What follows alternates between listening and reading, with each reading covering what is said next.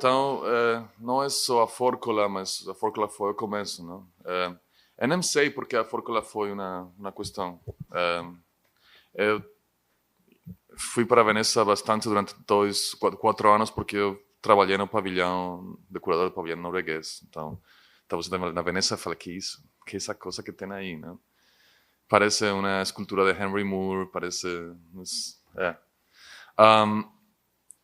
e daí também, como estava na Noruega, eu também encontrei outra coisa que era super estranha, eu sei, que isso é o Masterfisk.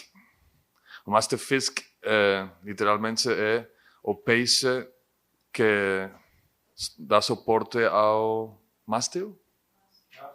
Mastro. Que nos barcos vikingos também tem uma construção completamente diferente de qualquer outro barco. Então tem de fato duas peças, o Kolsvin, que está lá embaixo, e o Masterfisk, que são essas duas coisas aí, e o Master que está aqui sendo levantado. Então, se você vai lá no Museu Vikingo, em Oslo, tem uns barcos funerários que eles encontraram, que tem uns Masterfisk assim, alucinantes, uma qualidade escultural inegável, assim. Não dá, o artesano que fez isso estava dando uma forma específica, de fato também a árvore específico, porque vou mostrar aqui o que a gente fez. Isso foi eu comissionei um artesano para fazer, um cara que faz barcos vikingos ainda. Se você quiser um barco vikingo, ele pode fazer. O cara é gigantesco, loiro, uma coisa assim. Ele é completamente vikingo também. Então, em teoria, a gente fez... não fiz direito, porque essa peça de embaixo, uma peça que é uma peça só. Então, você precisa encontrar a árvore que tem essa forma, que a natureza já cria essa estrutura, depois o artesano dá uma forma a essa estrutura, e daí tem esse coração do barco vikingo. O barco vikingo é muito... não tem profundidade. Nada, quase nada, deveria quebrar.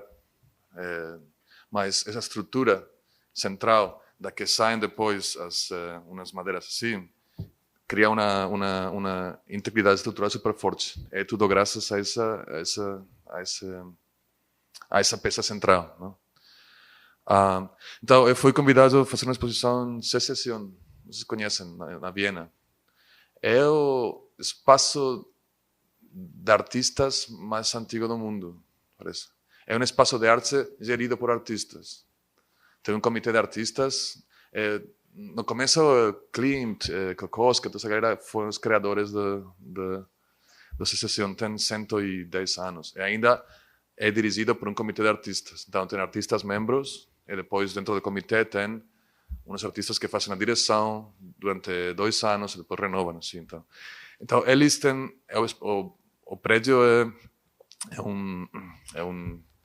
uma maravilha art deco, assim, é uma coisa assim completamente delicada. Eles convidam sempre artistas para exposições individuais, mas cada verão europeu, eles convidaram um curador para fazer uma exposição de grupo. Então eles me convidaram a mim, assim, para fazer em 2014. Então eu comecei com esses dois objetos, já pensando nessa questão de como esse objeto pode sair do lugar onde está, que é o barco, e como sai, e como o que você faz quando ele sai, e se pode entrar na galeria. Então eu trabalhei com um artista basco, Asier Mendizábal, que estava também na Bienal de São Paulo, a última. Para pensar comigo várias questões. Então, é difícil fazer esse projeto, é muito difícil. Sim. Essa Fórcula passou ao trabalho dele. Esse passo vou falar depois. São umas fotografias com um pigmento super, super escuro, com diferentes posições fotografiadas na Fórcula que eu comprei. E depois, essa fórmula acabou lá em uma vitrine que tinha lá na galeria. Esse é o Colsvin Masterfisk. A gente pediu para construir uma escultura independente que mostrasse essa estrutura sozinha fora do barco, para saber o que acontecia quando essa estrutura não estava tendo uma função estrutural mesmo. A ideia foi que o único jeito, ou um jeito, desculpem, de articular como um objeto específico é liberado para uma série de operações diferentes das que ele está supostamente forçado ou construído para fazer. Poderia ser uma série de estruturas de suporte, outra vez. Estruturas de suporte que fossem também obras de arte, talvez, ou não tem problema, onde você poderia pôr objetos que fossem relacionados a diferentes coisas no espaço. Então, criar uma série de tensões, uma série de conexões dessas estruturas às paredes, onde outros objetos estivessem, que criassem umas leituras completamente diferentes, talvez, em cada ocasião. Essas mesas que vocês estão aqui vindo, que também estão vindo aqui, foi uma contribuição principal do Acier. Então, essas mesas são estruturas modulares que ocupavam a parte principal do espaço, que tem, como vocês veem, uns desenhos como fala, feitos com uma pistola de água, assim como onde desenhos que depois também aconteciam nas patas e que eram descompostos nessa estrutura. Essa estrutura depois tinha esses objetos em cima que eram diferentes esculturas, imagens, materiais, livros, que ajudavam a pensar talvez como, por exemplo, vou pensar aqui um exemplo bom,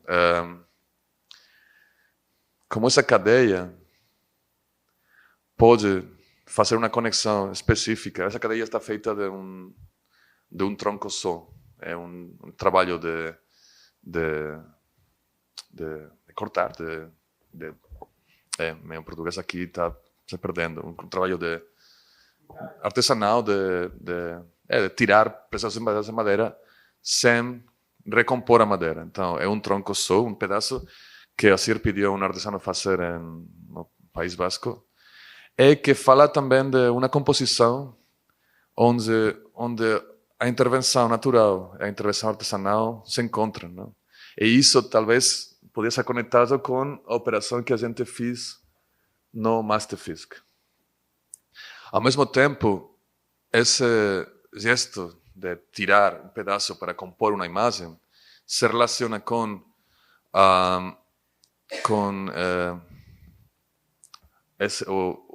o exercício feito na madeira, que é um exercício também de criar uma imagem, não uma forma, mas uma imagem com esse gesto, e também com o que acontecia lá na parede, com essa litografia. Uma litografia que era uma decomposição de uma litografia maoísta, chinesa, onde não dá para ver, mas na China maoísta a produção de litografias foi super interessante, super importante. Era muito similar à produção pré-maoísta, mas o que diferenciava uma de outra é que aqui você tem uma paisagem.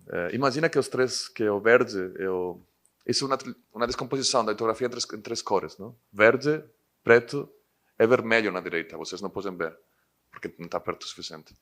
Mas se você pusesse os três juntos, se você colocasse os três juntos, teria uma litografia que é muito parecida na litografia maoísta, pré-maoísta, uma litografia que mostra uma paisagem com uns trabalhadores do campo se reunindo. Mas o vermelho, que não dá para ver porque é muito pequeno, são dois símbolos específicos. Uma bandeira e um pedaço de tecido no colo. Esse gesto vermelho significa uma opção política diferente. O trabalhador do campo não é mais um trabalhador do campo, é um trabalhador de campo comunista. Então, a gente fez a descomposição da figura pensando como esse gesto mínimo, esse gesto pode ser um gesto político também. Como a introdução do elemento gestual de introduzir essa cor vermelha poderia fazer pensar em outro tipo de questões. A gente fez outras coisas que também eram meio brincadeiras, talvez. Uma delas foi tirar uma das patas. Tirar as patas da mesa e utilizar essa pata da mesa como suporte para outra peça. A peça é uma escultura de Bruno Murari, que era um desenhador de livros fascinante italiano, mas que também fez esculturas ele falava esculturas de viagem. Mas essa escultura aqui, dos anos 70, 60, é uma escultura de zinc. Uma escultura que, depende de onde você estivesse, some. É quase um espelho. Então, essa relação entre um suporte, que é suporte para uma coisa que some dentro do suporte, é uma coisa que a gente também queria pensar. Mais coisas. As fotos que estavam em cima da mesa eram, não sei como fala, folhas de contato. Fala isso? Folhas de contato de um projeto de um artista assim famoso, Asger Jorn. Ele é um pintor modernista dinamarquês que foi membro do Cobra. As pinturas grandes, com muita energia, violência. Assim, um cara super interessante. Ele, nos anos 60, contratou um fotógrafo para fazer fotos de fragmentos de igrejas católicas, mas católicas românicas do norte da Europa, também um pouquinho do sul da Europa. Durante 4 anos eles fizeram 30.000 fotos. Uma foto está no arquivo do Museu Jorn na Dinamarca. Então, essas fotos, nada foi feito com elas. Eles também acabaram na Bienal, eu também trabalhei com elas de outro jeito na Bienal depois disso. Mas o que aconteceu aqui é que a gente pensou que esse gesto, as fotos, todas elas iam para igrejas e faziam fotos de fragmentos de linguagens visuais. As cabeças não tenho uma foto aqui pode ser a cabeça de um bicho na porta da igreja, uma cena de uma luta na parede. Elas estavam extraindo essas linguagens porque a busca do Asger Jorn era encontrar linguagens pré-católicos e pré-modernos dentro das construções católicas. E para tentar articular uma linguagem universal de questões que atingiam o mundo inteiro, mas que ainda ficavam dentro da ideologia moderna católica sem saber, não? A ideia dele era essa extração que a gente pensou que era importante como um gesto. E como essa extração libera as formas para talvez fazer coisas e se comportar de um jeito diferente.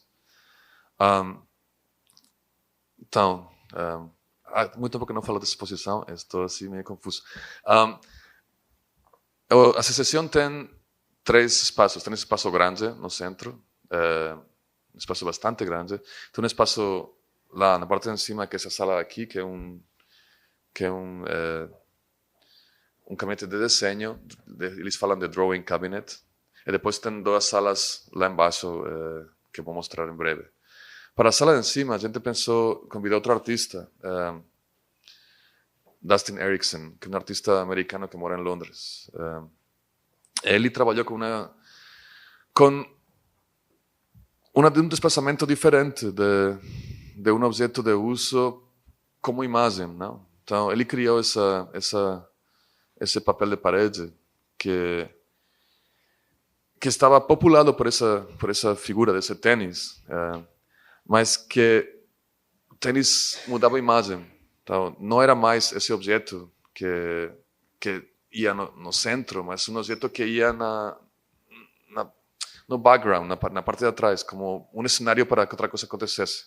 E no centro tinha essa escultura, que é uma escultura super frágil, porque é uma escultura que quase não está lá. É uma escultura que são umas caixas de madeira que parece que sugerem a possibilidade de utilizar para levar coisas ou não, para subir em cima dela, e que tem uma parte pintada e o resto não. A escultura ficava lá no meio, com uma inversão das relações entre fundo e centro, não? Mas essa escultura também aparecia outra vez no primeiro andar, como uma reprodução, como se esse objeto já não é um objeto especial, já não é esse objeto de arte que não se repete, é um objeto de arte que pode aparecer em múltiplas formas aqui ou aqui na sala principal. Eu falei antes, quando a gente estava começando, antes de vocês chegarem do teto. O teto da associação é um teto assim, clássico de galeria assim moderna, não? Tem esses vidros que não deixam ver, mas que deixam passar a luz de um jeito que é muito maior que qualquer iluminação que você tenha. Tem um telhado normal, onde entra a luz, e depois essa luz é filtrada com esses vidros que não são transparentes, não? Aqui também tem, aqui.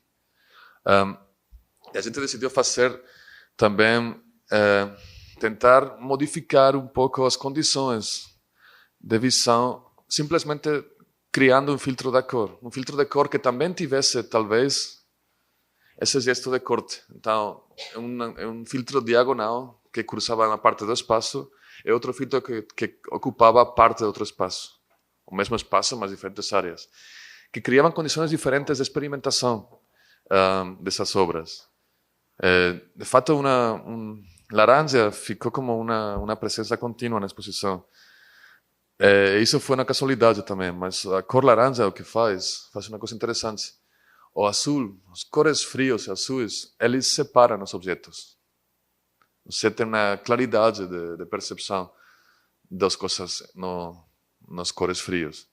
As cores vermelhos, cores especialmente laranjas, o que eles fazem é juntar as coisas, como se uma coisa estivesse se transformando na outra. E a gente pensou que esse tipo de efeito seria interessante no espaço porque essa separação dos objetos poderia ser questionada, não?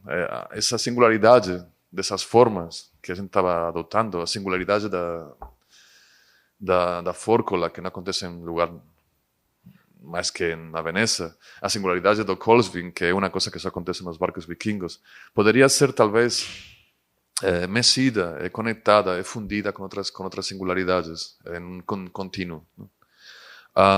Na parte de embaixo, a gente,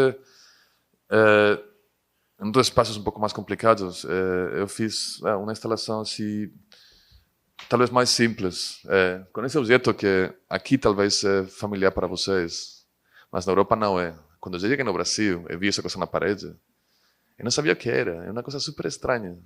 É interessante esses desplaçamentos também. É um objeto super lindo, isso aqui é para criança, então é pequeno, é 1,40 m. Normalmente você tem uns de 2 metros, não? Ou 1,90 m. Mas formalmente, de fato, praticamente não é muito, não sei, a madeira não é, não sei, eu nunca utilizei. Mas se você vai lá na Bienal mesmo, ou museus, ou universidades, você tem isso, não? Então, o desplazamento desse objeto, esse lugar como um objeto de parede, acompanhando uma projeção de vídeo de um artista de Londres, Hilary Lloyd, que não dá para ver nada, mas são duas imagens do peito de duas esculturas romanas, filmadas com diferentes condições de luz. E, de fato, para ela é um desenho em movimento, não? A luz muda levemente. Também extraindo essa parte desse corpo do contexto e tentando ver se essas partes do corpo têm um movimento específico.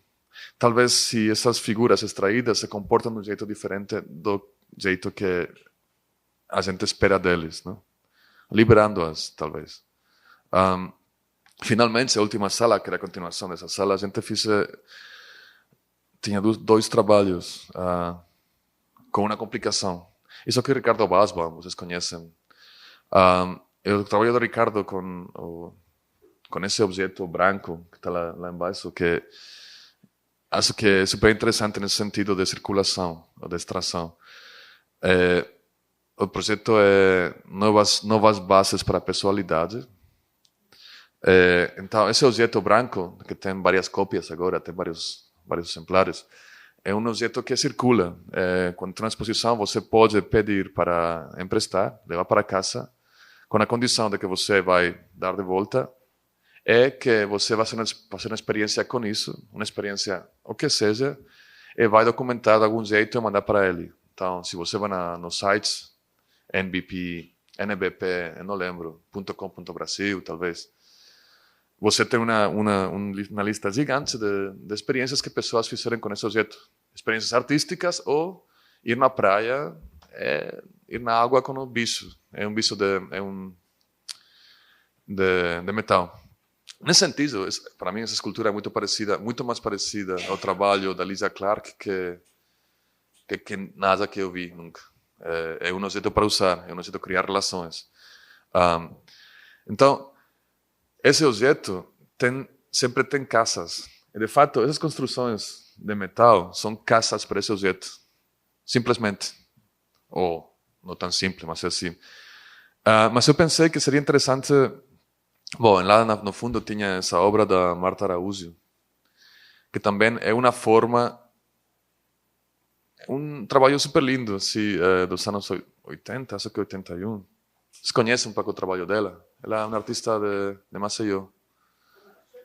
Marta Araújo. Ela fez um trabalho assim com tecidos interativos. Então, aqui tem esse gesto formal desse corte, que é um corte abstrato, que é um corte moderno, modernista, que tem outra função, ou que tem outra liberdade, ou que tem outra demanda, que é entrar nela e se separar. A pista está na parede com velcro. Então, esse menino aqui agora poderia sair e você tem um vestido negro, assim, elegante mesmo. Assim. Então, cria um movimento porque a peça está demandando esse movimento. Né? Mas não sei aqui vocês viram que esse objeto branco aqui é outra coisa. Então, essa outra coisa, tive uma história que eu propus ao Ricardo fazer. E que ele topou, que é uma coisa meio complicada. É isso aqui. Isso aqui é uma batea mapuche. Os mapuches são os índios do sul do Chile, que tem uma briga violenta com o Estado chileno, ainda agora. É uma história super violenta de roubo de terras, que ainda continua. E a batea é uma coisa que você encontra em diferentes povos, não? A batea é um recipiente que serve para muitas coisas. Pode servir para dar de comer aos animais, pode servir para misturar comida, pode servir para levar água, pode servir para uma criança dormir. É uma material que tem uma versatilidade, como a peça do Basbaum, como essa peça daqui tem. Então, não é específico, ao contrário da fórcula. Ao mesmo tempo, essa batea é uma batea que eu consegui de uma amiga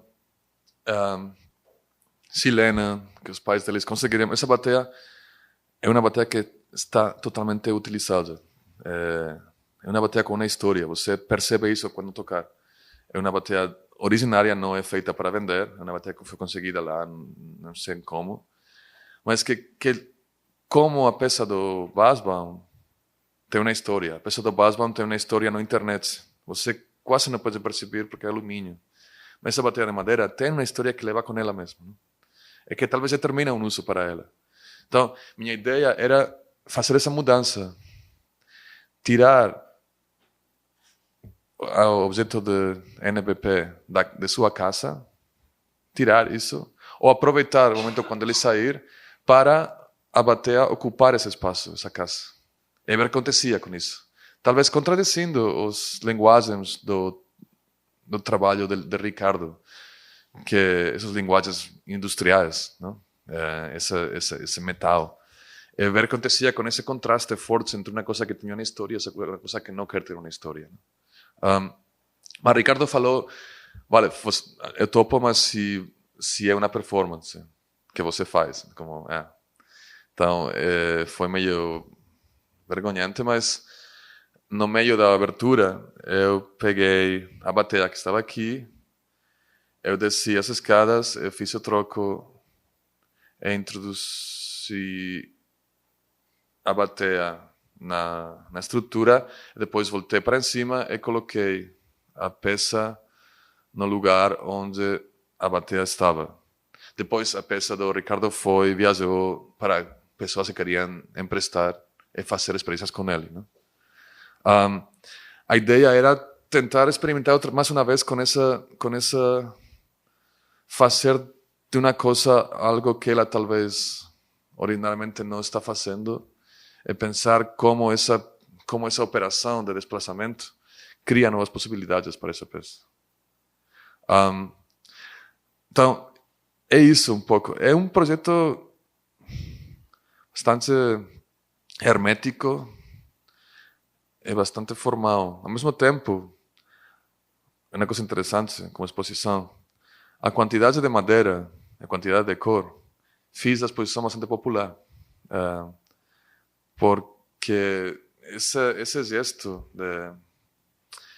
em inglês você fala de carving, em espanhol, talhar. Entalhar. Esse gesto de entalhar é um gesto que num contexto de arte contemporânea, especialmente na Europa, você não encontra mais. Encontra pouco. Então, aqui, essa operação conceptual, experimental de transferência, deslocalização, relocalização, acho que funcionou de algum jeito, principalmente por essa texturalidade, por essa cor dos materiais, por essa vitalidade dos materiais. Não? Voltando às questões de ontem, eu acho que trabalhar com uma fórcula da Veneza ou trabalhar com um masterfisk norueguês, o vikingo genérico, então dinamarquês, norueguês, é mais fácil que trabalhar com uma escultura com uma máscara africana, eu acho. Mas eu não sei se é. Bom, foi muito mais fácil. As perguntas não são as mesmas. Tem perguntas que podem ser as mesmas, tem perguntas que não. Acho que é isso que tenho que falar. Depois também tem um livro que publiquei, que também é um livro que queria ser um objeto. Então, um livro quase parece um pedaço de madeira. E depois tem... eu desço por aqui depois. Então, aqui tem várias coisas que é importante falar. Sim. Em relação ao contexto, essa é uma exposição que eu fiz em um lugar onde eu não moro. Eu fui lá 3 vezes, depois fiquei lá 2 semanas para instalar, depois da inauguração, eu saí, fui embora e não voltei. Viena é super lindo, mas eu estava aqui fazendo a Bienal, então... eu não tive nada de relação com quem e como ia ser visto isso depois. Isso é normal no contexto das artes internacionais, sim. Como é que chama esse espaço lá? Secession. Eu vou escrever aí depois. É um lugar assim, com uma história super importante. Um lugar, se você vai para Viena, os turistas vão lá. Tem no primeiro andar lá embaixo, tem um friso. Fala friso? O friso como um friso de Gustav Klimt, que é o Beethoven Fries, que é o friso mais famoso do Klimt. Então, tem um monte de turistas lá. Se você vai para Viena, isso é uma coisa que você deve ver. Assim é como nas guias turísticas. É obrigatório. O prédio tem uma cúpula de folhas douradas, assim, lindo. É um dos prédios obrigatórios para o turista na Viena. Mais pelo prédio que pelas exposições contemporâneas que o turista não vai ver. Mas como eles vão ver o Klimt, eles entram no espaço também para ver isso. O que é uma coisa interessante. Mas aqui não tem a relação minha como curador com quem ia ver a exposição é completamente abstracta. Eu cheguei lá, conheço pessoas em Viena, mas conheço poucas. Né? Então, não tem esse trabalho, não tem essa mediação, não tem esse investimento. Então, o exercício é um exercício que é muito comum nas artes, não? Artes visuais. Se você vai lá, instala, você volta, deixa aí. O que é uma coisa que é super problemática. Ou frustrante, ou não sei, ou limitante. Ao mesmo tempo, você não pode ficar lá 6 meses, não? Em Viena. Poderia, não sei. Porque você não pode perceber a mudança de comportamento dos objetos. Ou se tiver ou não tiver. Então, como resposta a essas questões dos últimos 2 dias, é uma resposta super burguesa. Espaço de arte europeu, clássico, exposição super limpa. Mas foi interessante fazer. Foi interessante fazer. Essa relação entre objetos... Uma coisa que fica óbvio, afinal, é que esse objeto aqui não é um objeto feito por um artista. É um objeto feito por um artesano, uma comissão. Eu falei para esse cara, poder fazer, eu pago um cachê, eu pago a madeira, o transporte. Isso está lá do lado de uma mesa feita por um artista que faz parte do circuito de arte, que é uma mesa, que não é uma escultura, mas também uma escultura, que também foi pago um cachê e também foi pago os materiais. De fato, você pode tratar os dois completamente igual. Ou mesmo com a fórcula. A fórcula eu comprei de um cara na Veneza que faz fórculas para barcos.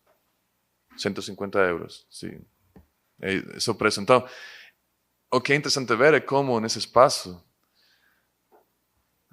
não dá para diferenciar um do outro. Como é substancialmente diferente. Uma vez que esse objeto entra aqui como obra de arte. Não sei se, por exemplo, esse objeto aqui, a ser como artista, pediu para um artesano fazer para ele como escultura. Essa é uma escultura da Asier Mendizábal. Isso aqui é uma peça feita por Peter. Eu pedi para fazer isso, o Asier pediu para fazer a outra. Meu nome não está em relação com isso. E a peça foi mandada para ele, o cara ficou com essa peça no jardim dele. Sim. Ou ele pensou talvez doar num museu vikingo lá, não sei o quê. Então, essa capacidade dos objetos a ser interessantes, ou tão interessantes como uma obra de arte por si mesmos, sem precisar de modificação, é uma coisa interessante, eu acho. Essa operação acontece sem Duchamp estar lá falando, eu ponho meu nome a isso. Não?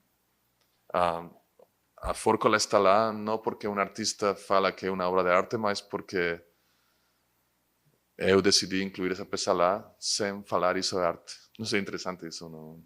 Para pensar as questões também a peça tem muito a falar. Depende de que peça vocês encontrar ou identificar, mas se comporta com uma liberdade, com uma força, com uma presença às vezes maior. Dá um comentário, pergunta. Trabalho lá. Isso também não se torna inevitavelmente uma obra de arte? Pode ser, mas não sei se eu não identifiquei isso como bom, a exposição não tinha informações do lado das peças. Depois tinha uma não identificação. Depois tinha um mapinha que falava isso aqui é um Colsvin. A gente falou com o Peter, ele falou, eu não quero meu nome estar aí como do lado, como um artista. Então ficou nome da coisa, como se fosse um balão. E depois a outra era mesa, eu não lembro o nome da mesa, estrutura, não sei o que, Asier Mendizábal. Então, se você pegava as informações, você identificava uma coisa aí que não tinha autor, que não estava relacionado com um artista. É uma das coisas que a gente não se fala isso claramente. no contexto artístico contemporâneo, é isso que você pode resumir assim.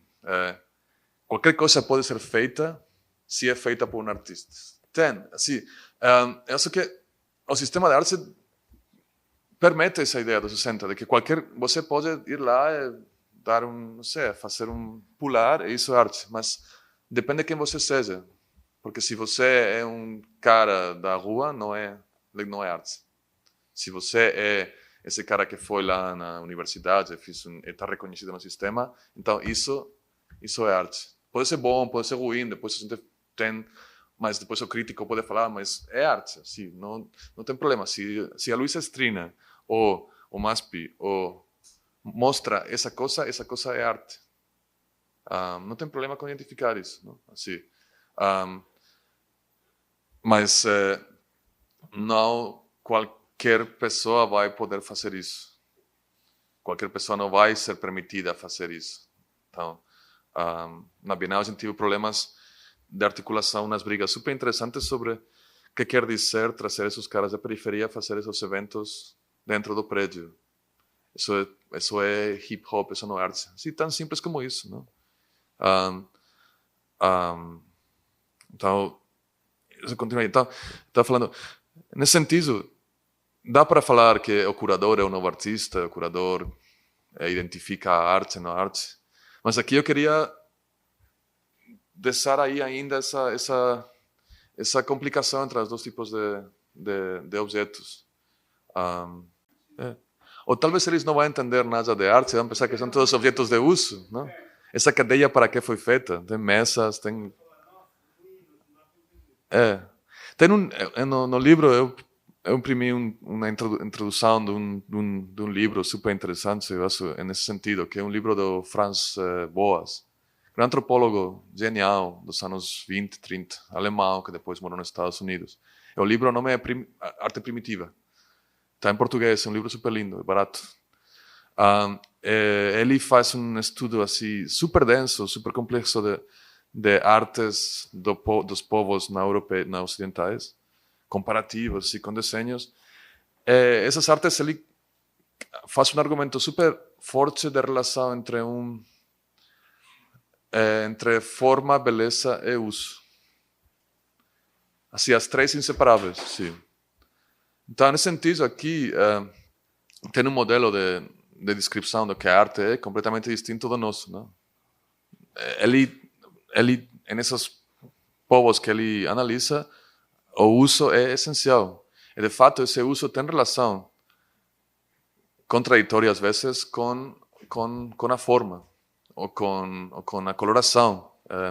Então, não dá para ele para analisar as coisas por separado, não? Então, isso é que é arte, não? Então, o que a gente fez com o mundo ocidental é eliminar o uso completamente. O uso é um uso simbólico, de capital cultural, mas... Mas aquilo não é arte. Mas eu não sei se os cartazes são vendidos como arte ou são vendidos como memorabilia ou coisas como... os catálogos também. Você compra o catálogo de... Tem catálogos que custam $500. Mas ninguém fala que são arte, mas é como acompanhamento de... Acho que tem razão que a gente falou ontem, um fetiche pelo objeto que a gente tem, não? Mas eu não sei se a transferência ao mundo dos objetos da arte é feita aí. É como uma indústria, um setor paralelo de acompanhamento do objeto especial que é a arte, porque ainda esse objeto é um objeto especial que é único, não? Então, a indústria dos livros de arte antigos é uma indústria super importante, mas secundária, eu acho. Também tem publicações, tem livros de artista, mas o que ainda não é o mesmo. Eu acho que ainda não é. Talvez, pode ser. Como arte por ele, não por alguém que o criou. Acho que sim, talvez tem mais coisas aí, mas acho que o que você falou faz sentido aí. Assim. Ver como, de fato, também liberar os objetos dos artistas que fizeram. Não? Acho que a gente falou dessa liberação depois da morte, a família entra, complica ainda mais, mas acho que Os objetos ganham uma vida específica, mas com o artista estando lá, tem ainda uma relação de controle, não? A pessoa que fez, em teoria, sabe mais dessa coisa que outra pessoa. Quando eu não sei se isso sempre é certo, que se a pessoa que fez uma coisa sabe mais dessa coisa que outra pessoa que não fez. Isso não é verdade. Eu, quando escrevo um texto, depois volto esse texto que odeio, mas você lê esse texto 10 anos depois, você não entende nada. Esse texto já não tem nada a ver com você. Eu não consigo ver de onde estava escrevendo esse texto, por que escrevi isso, ou essa coisa que sabia, não sei mais. Não? Então, é interessante pensar como essa relação não é uma relação fácil, óbvia, de proximidade sempre. É como um filho. Os filhos vão e deixam você atrás, não? Mas eu queria trabalhar um pouco nesse sentido, obviamente não eliminando artistas. Eu trabalhei muito com 5 artistas nessa exposição, muito mesmo. Pessoas que topavam pesquisar essas questões, não? Mas também complicar isso com coisas que não eram feitas por pessoas que fazem parte desse sistema. É que tem uma relação distinta com a obra. É que a obra, o que o objeto tem uma vida diferente precisamente por isso mesmo, não? Talvez. Ou essa era a especulação. Não? Que dá sentido, a forma produtiva com algo que dê sentido de fato a esses objetos. Não, obrigado. O impulso talvez era ver como esses objetos poderiam se comportar com outros objetos. Ver que tipo de relações poderiam ser constituídas. Sem se preocupar muito, e ao mesmo tempo, esse não se preocupar, queria ser um pouco subversivo, um pouco crítico, sem se preocupar se esse objeto é ou não é arte. É um objeto feito, um objeto específico, é um objeto singular, não? O título da exposição era uma forma singular. Então, a afirmação era que tudo que estava lá era uma forma com uma singularidade que não é uma forma genérica. Isso é importante.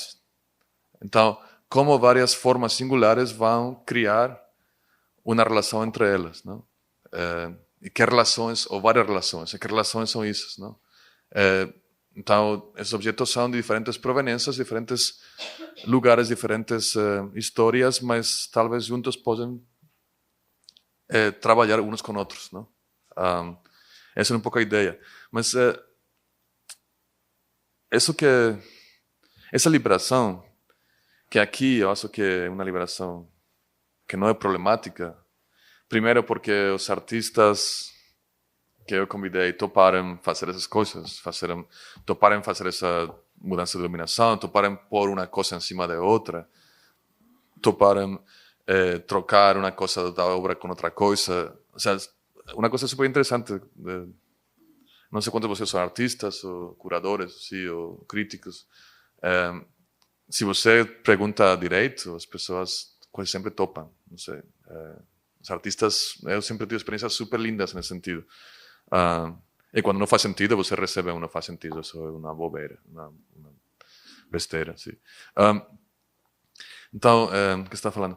Se essa liberação que eu estou falando em relação ao Masterfisk, liberar o Masterfisk do barco, o que quer dizer isso? Liberar o Masterfisk do lugar onde nasceu, fisicamente, da história cultural, política dos vikingos, uma história super assim, densa, rica,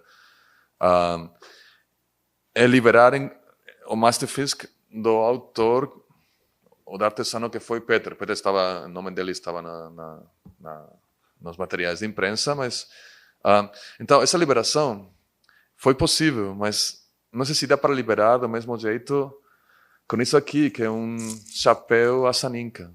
Se eu posso liberar completamente o chapéu Assaninka dos Assaninkas. Assaninka é um povo da fronteira com o Peru, no Brasil. Então, eu não sei se eu estou permitido fazer isso, não? Essa liberação é legítima. Também eu tive discussões com artistas que falam também que não está permitido liberar o trabalho do artista tanto como que o artista precisa ter uma relação, porque tem uma relação mais especial com a obra, deveria determinar como essa obra acontece. A gente falou disso ontem também, né?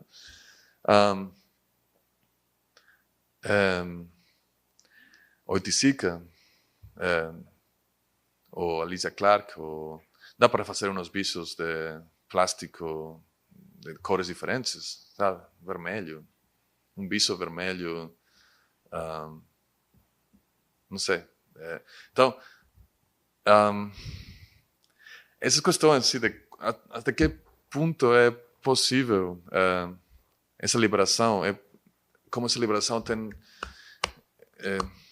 se encontra com pessoas que reclamam uma relação específica, especial a esse objeto. Não sei, acho que é uma coisa que eu acho interessante, assim, em relação a qualquer tipo de curadoria, qualquer tipo de apresentação de arte, qualquer tipo de fazer arte. E também, especialmente quando isso fica completamente assim, óbvio, quando você trabalha com coisas assim. Aqui é muito mais delicado. Aqui já as questões políticas de violência emergem super fortes. Né? Tem relação também, aqui tem uma fofoca na história. Isso aqui, essas fotos, as 20.000 fotos, 30.000 fotos, foram feitas pelo fotógrafo, não? Asger Jorn, que é um artista assim famoso, deu instrução e se pagou. Mas o fotógrafo que fez todas as fotos. Em teoria, eles assinavam juntos, mas chegou um dia que o Asger Jorn falou, pegou a chave do arquivo onde estavam as fotos e falou, olha, você vai fora, você não tem nada a ver com isso aqui. Então, Franceschi, que foi o cara que fez as fotos são super interessantes, porque nunca utilizou iluminação. As fotos são lindas, não sei se vocês conseguiram ver na Bienal, eu imprimi assim, grandes as fotos. São todas branco e preto, preto e branco, são uma coisa assim, uma qualidade. A ideia era uma foto que identificasse a arte no fotografiado e não na fotografia, que é uma proposta interessante e super difícil. O trabalho do Franceschi, que era fotógrafo, foi uma maravilha assim, de delicadeza, de construção. O conceito era de Asger Jorn, mas a execução era de Franceschi. Franceschi sumiu da história porque Asger Jorn e depois os advogados dele eliminaram o cara, deram para ele uma grana, e depois ele morreu e acabou. Aqui aí tentei recuperar o nome de Franceschi como uma pessoa que estava lá do lado de Asger Jorn, porque ele era artesão, não? O artesão que fez as fotos, mas não era artista. O que ordenou as fotos? Eu consegui o empréstimo das fotos do Museu Jorn em Silkeborg, na Dinamarca. Eles têm lá as fotos, eu fui lá, eu vi, eu falei, olha, posso... Eles toparam. Tem uns curadores jovens super legais lá que toparam tudo, de fato. Sim. Mostraram uns folhas de contato com um vidro em cima. Assim. A gente cortou uns vidros do mesmo tamanho e colocou em cima. Se uma pessoa fizesse assim, isso caía no chão. Mas eles toparam tudo, foi super lindo. Vamos passar para outro exemplo. Alguém quer falar de alguma coisa? A gente pode apresentar uma coisa e especular juntos. Eu também tenho essa coisa da cita, que talvez... Aí o expolio foi de um material cultural brasileiro, nordestino. Talvez não é paulistano, não. Aqui você não tem cita nunca, não. É interessante. Mas onde encontra cita? Não sei, você não vai a um bar e tem cita lá na loja, não tem decoração de cita. Se você está em Salvador, você... Aqui seria como assim, não? A mesa estaria assim. Sei que é primeiro Nordeste ou interior de São Paulo. Bom, tem uma história super linda. Isso aqui é citão, não é cita, de fato. Tem a flor grande de citão. O citão é meio recente, dos anos 60. Mas a cita vou falar disso depois. A cita é originariamente indiano. Sinth é sânscrito, não sei como você fala isso. Mas é um tecido indiano do século XII, XIII, que tem motivos florais, e que também tem uma cobertura como de cera, assim, que tem como a cita tem, não? A cita tem que se você lavar fica mais mole, mas que originalmente tem essa coisa meio meio... como uma goma em cima, não? Então, a Cita começou a chegar na Europa no século XIV. Os europeus ficaram loucos. É um sucesso total, queriam comprar, mas os produtores ingleses e franceses não conseguiam fazer. Então, eles proibiram a importação. Essa coisa do liberalismo europeu, americano, então, eles só permitiram a importação 2 séculos depois, quando eles já podiam fazer. Então, chegou lá na Europa e aqui chegou com os portugueses. Então, tem uma história complicada de quando foi permitido, quando não. Porque depois, não sei, a Imperatriz proibiu a produção de tecidos aqui, tudo para trazer de Portugal. Não lembro muito bem isso. Mas a produção principalmente é baiana, mineira e pernambucana. Bahia, Pernambuco e Minas. E tem ainda, a produção agora é muito menor que há 20 anos, 30 anos, não? Mas ainda você pode comprar isso por R$5,50 o metro. 1,40 sempre, ou 1,40, 1,45, 1,38. E depois o metro é R$5,50. Se eles escrevem depois R$7, não dá, é muito caro. Aí, não sei, se você vai a Pernambuco, assim, é incrível, tá em todos os lugares. Assim. Não é, em Salvador você tem, mas em Pernambuco é alucinante. E no Carnaval também, assim. Certo. É um tecido assim que é meio transparente também. A parte de atrás não é muito útil. Você precisa, quando você cobra alguma coisa com ela, precisa fazer um fogo porque não é suficiente. Né? Mas tem não sei. Também é super interessante que as flores da Cita nunca são flores locais, são todas flores colonialistas. Não tem Cita de maracujá, de flor de maracujá. Tem rosa, tem margarita, sabe? São flores todas europeias. Eu não tenho certeza disso, mas a maioria das flores da Cita não são flores brasileiras. Então, essa história colonial é super interessante, assim, como isso chega aqui a ser o tecido nordeste, não? Que ainda é. Não? Mas agora, se você vai para, não sei, a internet, você tem lá lojas de desenho chique que fazem coisas de Cita também. Então, o caráter político, popular da Cita também se perde e se converte em um objeto de desenho que você tem um salão assim elegante, depois tem um living room e depois tem umas almofadas de Cita que dá um toque de cor específico, né? Então, essas transições a gente pensou que eram super interessantes. E a gente aqui é 3 pessoas que fizemos uma exposição no Canadá, em Montreal, em janeiro agora. As 3 pessoas são um estilista paulistano, Alessandro Marques, um artista vienesa, Inês Duzak, eu. Então, o projeto é em uma galeria sem ânimo de lucro, assim, antiga, dos anos 70, um espaço também de artistas, Sandy Borgman Gallery, ou SBC Gallery, que cada ano eles trabalham com um tema específico, não? Então, ano passado eles trabalharam com a questão da soberania.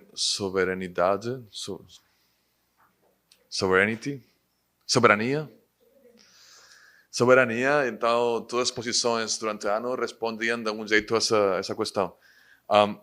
Em 2016, o tema, a questão, ou a excusa, ou a motivação é Água Viva, da Clarice Lispector. Então, ela me convidou para fazer curadoria na exposição lá sobre isso. Eu falei, olha, vou pensar, mas a proposta foi trabalhar um projeto sem os 3 que mencionei, Alessandro, Inês e eu, juntos, sem diferenciar entre artista, curador e estilista. Então, um projeto de autoria comum de 3 pessoas. Né? Então a gente começou a pensar o que dá para fazer sobre isso, a Clarice Lispector. Eu nem gosto muito da Clarice Lispector.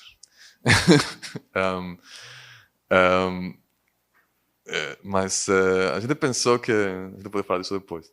Mas a gente pensou que essa água viva é uma coisa muito interessante, que é muito diferente do nome em espanhol, ou em inglês, ou em francês.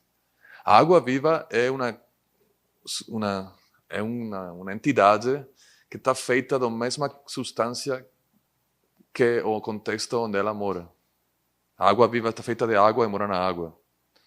É uma substância que tem uma característica diferente, tem essa vitalidade, tem essa vida, mas essa continuidade, essa não separação entre uma coisa e o lugar onde essa coisa vive. De fato, se a água viva sair da água, morre. Não pode viver fora da substância que ela é. A gente pensou que era uma metáfora super interessante para pensar várias questões. Questões de relações entre corpos e movimentos de corpos. Especialmente no contexto um momento onde essas migrações violentas estão acontecendo na Europa. Dos sírios, mas é uma história antiga também. Se agora são os sírios, antes eram os algerinos, os marroquinos, mas também aqui, não? Os haitianos chegando. É uma oportunidade para pensar em relação com isso, mas também para pensar em relação com o que acontece quando os corpos mudam de lugar. O que acontece quando, se a gente considera que o corpo não é completamente separado do contexto onde ele mora. Um pouco em relação ao que a gente falou na terça, eu acho, questionar essa distinção forte entre homens, seres humanos, sujeitos, e o mundo onde nós moramos. Talvez porque a Clarice morou 10 anos, eu acho. Acho que 10, 12 anos em Recife, antes de ir para o Rio. Mas talvez porque a gente estava indo muito para Recife. A gente pensou, talvez também a cita é essa pele, que é a pele de pessoas e também é a pele de objetos e de contextos. Não? E isso fica muito, assim como eu falei, muito óbvio em Pernambuco, mas também em Minas, talvez. A cita é a pele das pessoas e dos contextos, os lugares, não? As casas. A pele das casas é cita, a pele das pessoas é cita. Tudo é cita. Então, essa continuidade de pele quer dizer que, então, a relação de sujeito ou de indivíduo com objetos e com coisas e com lugares assume já uma continuidade, não? Que depois é quebrada quando esse nordestino que veste cita chega a São Paulo, mora no Capão Redondo e trabalha no boteco ou limpando a casa de uma pessoa em Higienópolis, não? Então, a gente queria pensar essas transições, pensá-las de algum jeito um pouco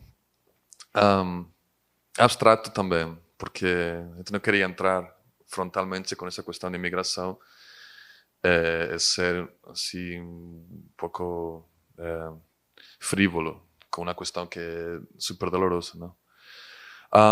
Então a gente também pensou que era confortável fazer isso no Canadá, porque fazer isso aqui seria muito mais complicado. A primeira vez que a gente ia fazer no Canadá, que não sabe nada da cita, que a cita não é nada, a cita é um tecido com cor, com flores, é super assim lindo. E depois pensar se isso fazia sentido aqui no Brasil depois, não? Então a gente foi lá e criou essa exposição, um espaço pequenininho, assim. Uma exposição que cobriu as paredes, quase todas as paredes da sala principal, com essa cita que estava separada da parede por 10 centímetros, criando uma estrutura de madeira, essa pele que se sobrepoía, se criava uma segunda camada na parede da galeria. E começou a trabalhar uma série de figurinos, que tinham relações específicas de um com o outro, e umas conexões.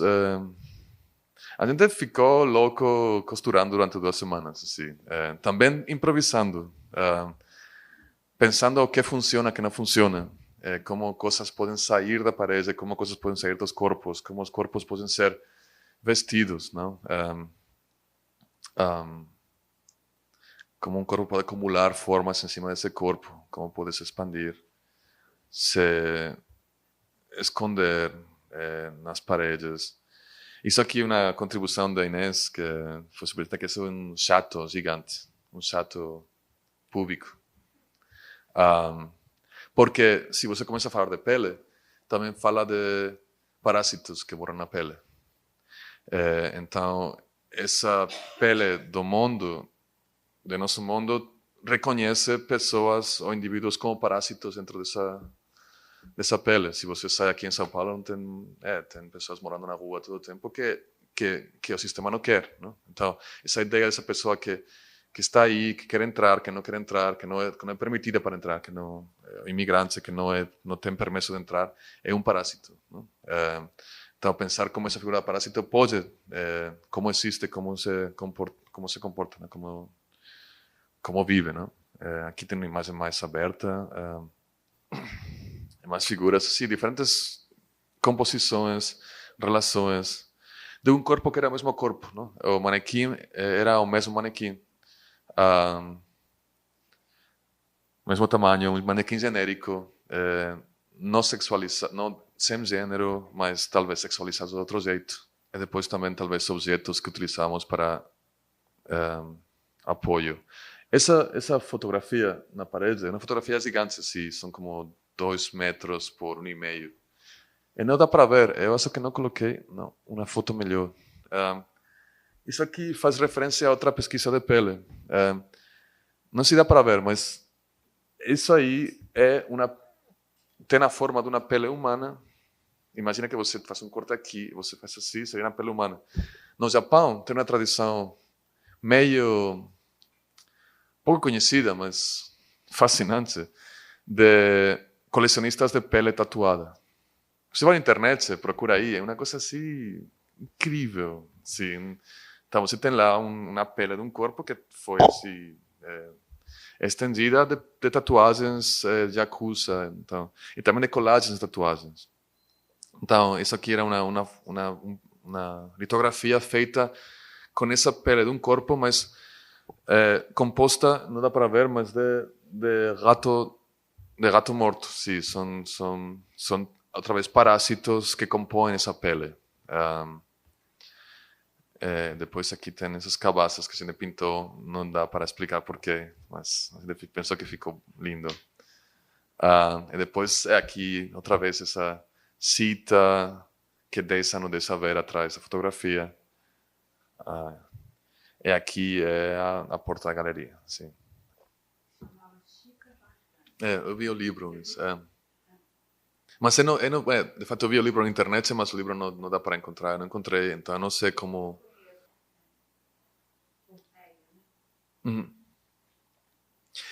É uma coisa assim, a gente passou 2 semanas lá costurando,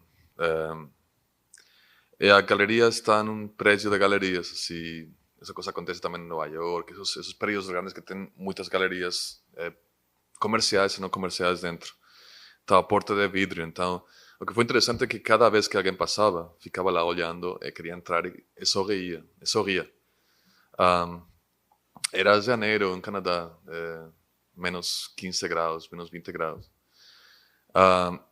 Então, nesse sentido, completamente de propriedades mesmas do objeto, do tecido, essa vitalidade, essa alegria, essas cores, funcionam, comunicam.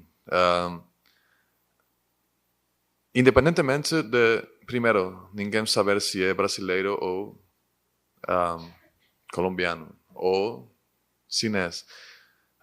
De fato, é interessante pensar que tecidos muito parecidos à chita você pode encontrar no norte da China, nos Roma, ciganos, é uma palavra que na Europa não pode utilizar, mas ciganos centro-europeus, os Roma, pessoas da Hungria, têm um tecido super parecido.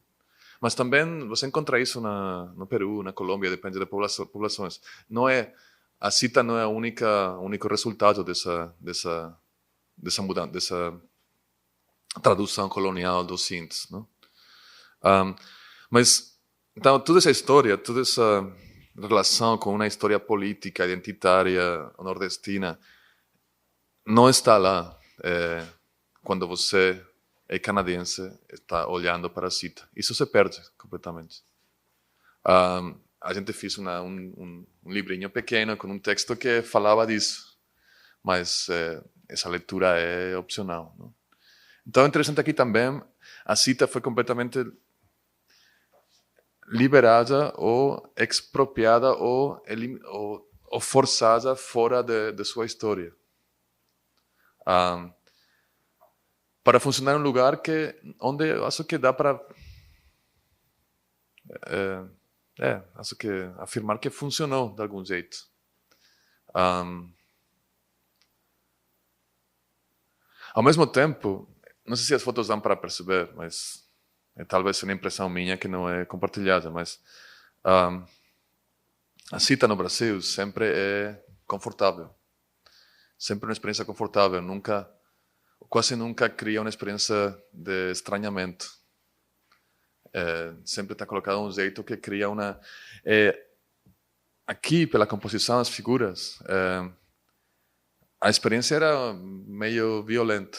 As pessoas também falavam, o que está acontecendo aqui? Isso aqui não é lindo. Ou seja, a construção, a vitalidade, a felicidade, a boa energia do tecido estava sendo questionada pela composição dos corpos. Os corpos que não eram corpos... eram corpos moles, corpos violentados talvez, corpos sem força, corpos na deriva. Então isso foi interessante também, ver como a cita poderia ou não fazer isso. Eu nunca vi uma coisa assim feita. Quando os maracatus utilizam cita, cita está combinada com outros tecidos, não? Com outros tipos de materiais. Então lá a energia é bastante diferente, mas nunca é uma energia assim pesada. Aqui a energia é bastante pesada entre o espaço. Eu acho, também é questão de percepções. Então talvez aqui a gente liberou ou forçou, liberou. A cita fazer uma coisa para a qual ela não estava desenhada. Mas que fiz bem, eu acho. Se tem alguma questão. É uma coisa muito recente, então eu não sei o que pensar. A gente está pensando se faz sentido fazer isso em Recife, por exemplo, ou em Porto Seguro. Não, por quê? Por quê? Como que isso é visto? Interessante, seria interessante ouvir. Eu fiz uma oficina em Recife. Quando foi? Ano passado. A gente estive examinando cita com uma galera de lá que, bom, pessoas de Recife, então, meio artistas, então, classe média, que tem uma história específica na cita que é diferente de uma pessoa do interior, provavelmente, não? Porque eu acho que as pessoas do interior, eu vejo pessoas com roupa de cita normal, como um vestido. Uma senhora tem um vestido de cita. É um vestido que ela utiliza todos os dias ou qualquer dia. Não é uma coisa especial. Não é a festa junina. É a almofada, a cobertura de cita também não é de festa. É uma coisa de dia a dia, não? Que faz um espaço, talvez não tão luminoso, um espaço mais lindo. É uma coisa que eu acho que continua, mas continua em alguns setores de população de uma classe específica, não? E depois tem coisas assim. Então, foi interessante essa conversa lá, mas acredito que a conversa aqui seria diferente também, porque não sei quantas pessoas aqui têm essa relação com uma cita em casa, uma cita da avó. Quando lava, ainda é melhor ainda, porque ele fica perde um pouco a cor, desbota, mas ele é macio. Ele também é leve, porque não sei como fala, não, a trama é bastante aberta, então é super leve, assim, está com calor, é muito bom, sim. Mas essa curiosidade também, que o Brasil não é uma coisa também não.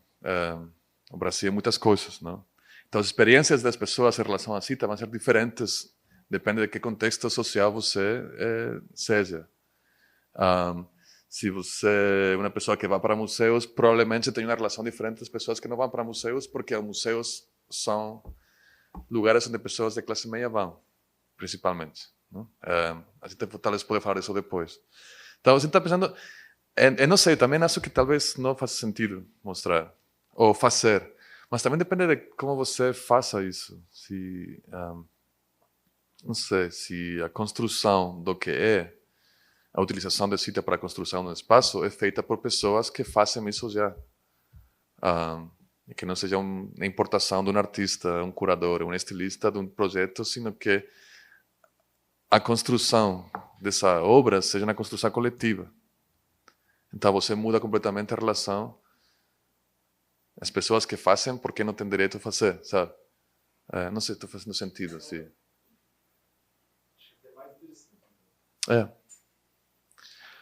Não, por exemplo, se não é uma exposição no Tomi Otaki na galeria, mas é um projeto de construção coletiva, uma oficina em Porto Seguro com pessoas da comunidade local que fazem costura. Então, aqui também, talvez. Mas isso que...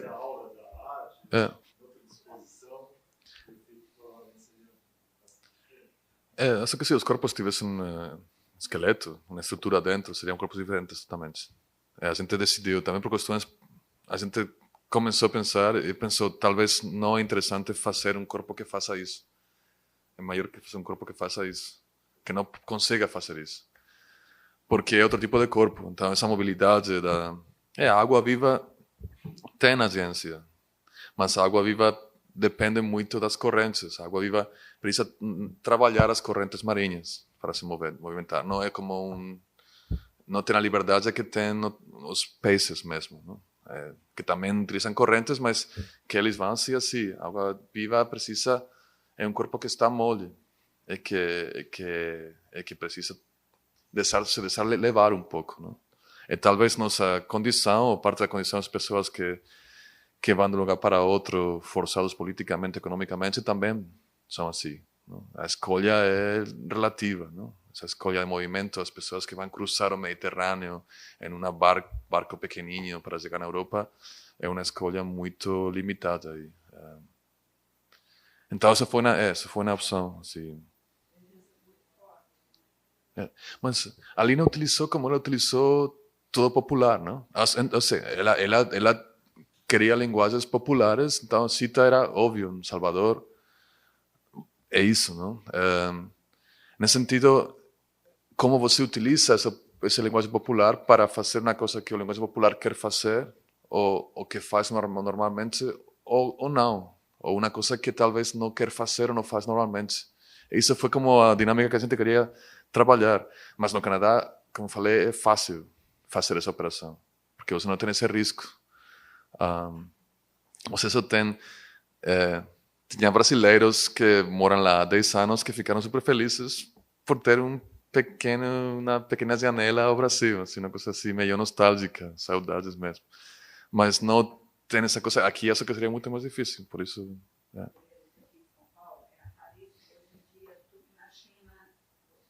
Tem um monte em São Paulo, tem um monte de costureiras aqui. No mesmo mês, a Ana Maria Braga tinha usado o vestido de chip invertido também. Tem uma estilista que tem lojas lá em Porto Seguro que faz isso. São sempre... Mas é interessante. Mas para ser elegante precisa perder a cor, não? É interessante isso. O que acontece, não? Oi, meu nome é Bruno. Quando o Pablo falou para a gente trazer imagens de algo que a gente tem utilizado, pensando até essa questão da apropriação que a gente discutiu em todos esses dias, eu resolvi trazer para vocês, até para a gente ver junto, um trabalho que eu apresentei no final do ano passado, a convite do Douglas de Freitas, que é curador do Museu da Cidade, curador de artes visuais do Museu da Cidade de São Paulo. E o projeto que ele desenvolveu, chamado Dentro Fora, está sendo apresentado, e eu falo está sendo apresentado porque ele acontece durante 2 anos, em que cada dupla de artistas ele convida para desenvolver um trabalho novo a partir da Praça Benedito Calixto. E a exposição ela acontece numa galeria de mercado secundário que funciona também como um antiquário na Benedito Calixto. Então eu achei interessante até falar um pouco, contextualizar e trazer um pouco, já que a gente está discutindo um pouco essa relação desses objetos, esses deslocamentos, porque na Praça Benedito Calixto, no sábado, acho que todo mundo conhece, tem aquela feira de antiguidades, tem uma parte de arte. E para esse projeto que eu apresentei, com o título Introdução à História da Arte Brasileira, 1960-90, ele parte de uma verificação minha de que existe um comércio bem forte de discos de vinil na Praça Benedito Calixto. E durante minhas pesquisas, eu comecei a observar que existiu uma forte atuação dos artistas brasileiros no desenvolvimento das capas de discos. E aí eu iniciei a pesquisa, e ela resultou nessa coleção de 168 discos, e que todos eles, as capas que desenvolveram foram artistas. Então a gente tem como exemplo o Legal da Gal Costa, que foi o Hélio de Sica, Sá Rodrigues Guarabira, que foi o Miguel Rio Branco com Valtécio Caldas, Calabar, do Chico Buarque e Regina Vater. E aí, na exposição, todos esses discos eles ficaram dispostos nessa espécie de prateleira de madeira, e o visitante ele tinha a possibilidade de tirar o disco do display e colocar para tocar na radiola, e a música ficava acontecendo dentro da galeria. E quando ele tirava o disco, como esse exemplo do Legal, quando a pessoa tirava o disco, atrás dele tinha um adesivo com o nome do artista, nesse caso, o Hélio Oiticica. E aí eu resolvi trazer esse trabalho para mostrar para vocês, até para ouvir um pouco vocês, porque eu acho que ele trata até dessas questões de deslocamentos que a gente falou aqui, e fala um pouco também dessa relação da história, além da história da arte brasileira, como a proposta do trabalho, de pensar essas convergências entre arte e música, tem um momento também muito importante quanto ao contexto de alguns discos, como o do Calabar, da Regina Vater e do Chico, que foi produzido na época da ditadura, que ele foi... não pôde entrar em comercialização e teve que ser realizada uma nova capa. O Índia da Gal Costa, quando ele foi desenvolvido, está aqui, ó, essa capa azul.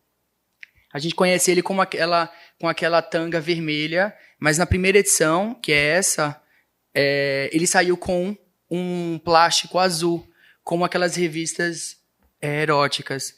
Então, todos esses discos eles têm uma questão até de um contexto do momento da história, não só da arte brasileira, mas também um contexto político do Brasil. É isso. Boa, obrigado. Vamos ao próximo exemplo. Não, Então, o que você fez aqui é trazer para o espaço da arte oficial uma produção que pessoas que eram artistas fizeram para fora, não? Uhum. Então é como reinserir num contexto contexto de arte uma produção que não foi feita para esse contexto. Uhum. Há um momento que acho que talvez, eu não conheço muito direito, mas nesses anos talvez a conexão entre música popular ou música pop e arte era provavelmente maior que agora, não? Uhum. Isso também é interessante quando esses momentos onde as conexões entre produção artística, produção entre aspas não artística acontecem entre momentos que não acontecem, não? Então o fato que também que você é artista também possibilita você fazer essa operação sem problema, não? Uma coisa que é impressionante é a quantidade.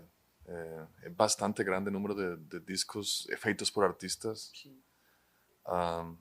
ou que fala dessa conexão, não? Eu não sei se Oiticica falaria que a capa da Gal Costa é equivalente a não sei, a um parangolé. Não. Ou não? E não, e por que não? Então, o fato que... Então, esse problema... o artista, em teoria, na concepção europeia clássica, é tudo que sai da mão do artista, tudo que é tocado pelo artista, pode mudar obra de arte, não? Esse problema tem quando eu falei com um artista ontem que estava aqui, a gente foi depois tomar uma cerveja, ela falou, depois de falar as coisas dos filhos, assim, ela falou, eu tenho filhos, eu estou pensando quando vou queimar coisas que não acho boas, que acho desenhos, notas, porque eu nem tenho confiança em meus filhos, que têm 10 anos, de se eles, quando eu morrer, eles vão vender essa bosta que eu tenho aqui como testes, não? Que isso acontece, não? Então, a operação geral é que qualquer coisa que é tocada pelo artista é arte, pode ser vendido como arte, é experimentado como arte, não? Então, é igual, não? Então, em teoria, se a gente aplicar isso ao Oiticica, o Parangolé é tanto arte como a capa da Gal Costa. No caso, o exemplo da capa, ela é interessante, porque ela se aproxima bem daquilo que eu tinha colocado, que você até rebateu, dizendo que cartazes de exposições terminam virando...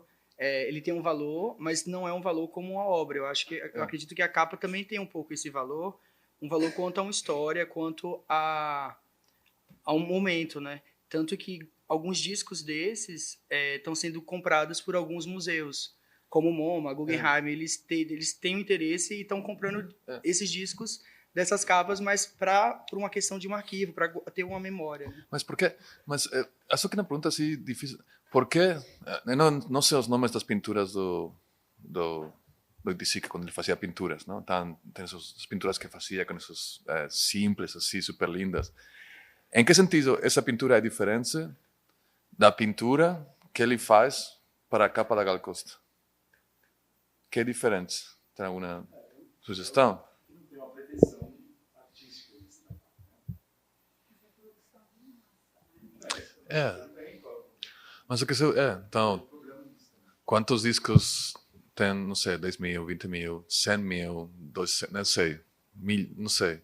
Então, Às vezes a gente isso, tem trabalhos de... mas Não sei qual é. para isso entrar dentro de uma situação de mercado, você precisa saber quantos. Você não pode ter número ilimitado, sempre tem essa limitação. Ainda a fotografia, se você é um artista que faz fotos, você vai ter 5 edições mais mais 2 edições de artista. Não pode ter Esse é um critério. um número ilimitado. Critério, né? Certo, mas é isso. Então, aí nesse caso é história. A reprodução mecânica da obra. Mas, por exemplo, Warhol era a reprodução mecânica da mesma pintura. Então, uma reprodução mecânica repetida uma vez, 2. Damien Hirst é campeão de produção essa pintura dos... Pode ser também. Estou pensando respostas possíveis, não? Tem essa questão da reprodução de massa, mas pode ser também uma questão de que essa imagem tem uma função secundária em relação a outro conteúdo, não? Talvez. Que o desenho do Oiticica está tentando comunicar visualmente para um potencial comprador o conteúdo real, que é a música da Gal Costa.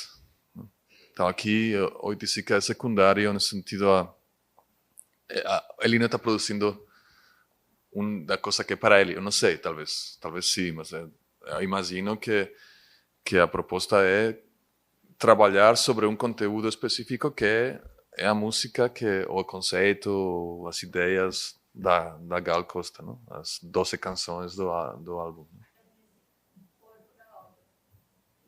Então, assumindo que um artista tem uma produção coerente. Não, mas isso é verdade. Isso, se você vai na escola de arte, não sei quantos de vocês foram na escola de arte, eu experimentei isso em muitos lugares na Europa, nos Estados Unidos, aqui. Você, como artista, é treinado, ou o conselho a dica é que você precisa ter seu nome precisa se relacionar com uma produção específica que tenha uma coerência, não?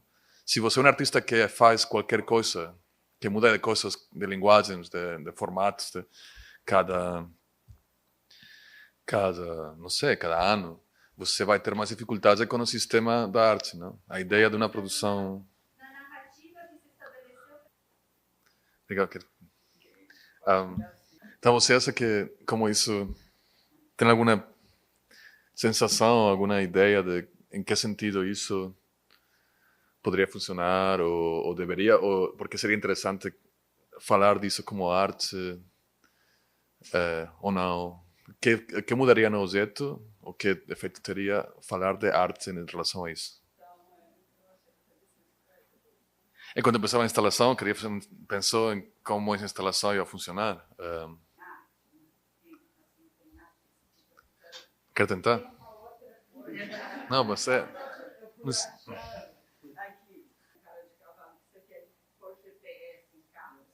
Não, então, quer falar de uma específica, ou alguém tem uma resposta em relação a alguma? Ou... Parece que tem uma forma ergonômica, parece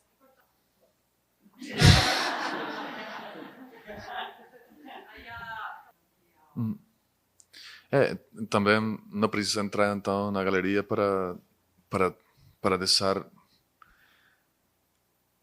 ou para manifestar essa qualidade formal ou estética que você mencionou, não? Não sei se vocês conhecem William Morris, por exemplo, o movimento de Arts and Crafts inglês, mas isso foi uma declaração discursiva política também de classe, não? No sentido de reconhecer a produção cultural popular como uma produção artística, não? Os objetos, os papéis da parede, as coisas que são utilizadas dia a dia são objetos que são fruto da produção cultural, artística do povo mesmo.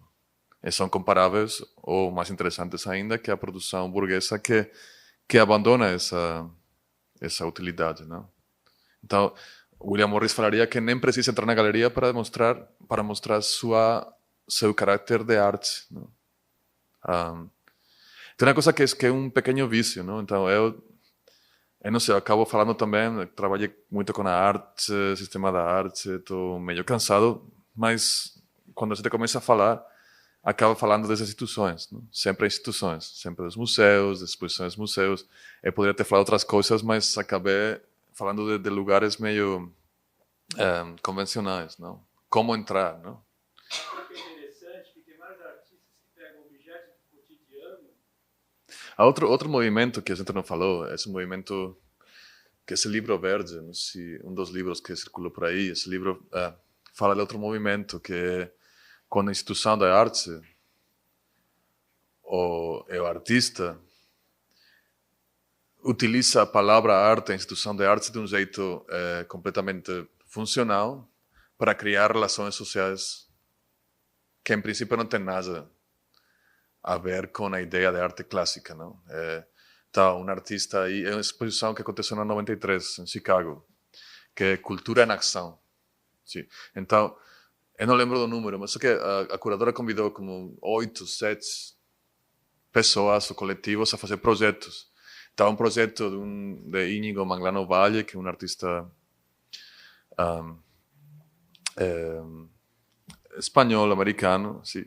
Ele trabalhou com uns meninos meio adolescentes do bairro de Chicago para fazer um grupo de filmagem da vida do bairro deles e criar uma televisão local. Então, eles continuam ainda com esse projeto.